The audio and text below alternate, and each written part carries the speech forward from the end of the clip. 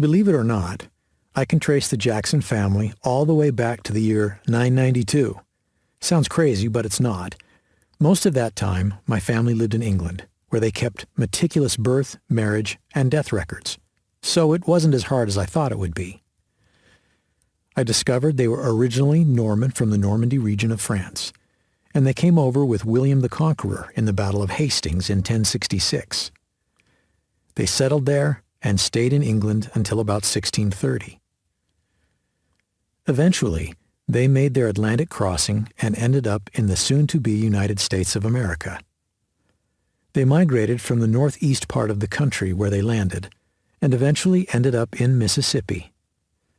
That is where my grandfather was born and raised. He moved to Texas when he was a young man, with the hopes of becoming a cowboy. But he ended up being a carpenter and a schoolteacher instead. He was the first Jackson to call Texas home. I arrived on the scene on May 4th, 1967. I was born in Lubbock, Texas, but lived in Levelland, a tiny little town in Hockley County, mostly comprised of rural cotton farmers and folks who work in the oil and gas industry.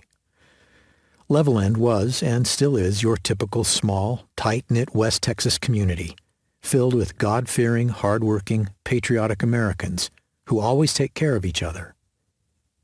I come from a long line of tough, gritty, blue-collar workers. My father, Wayman, is an electrician, and my mother, Norma, is a homemaker. My dad can literally do anything. He can do electrical work, he is a master plumber, he is a pretty good mechanic, and he can build or fix practically anything you can think of. He owned an electrical business with his twin brother, Raymond. The two of them were affectionately referred to by everyone in town as the Jackson brothers or the Jackson twins.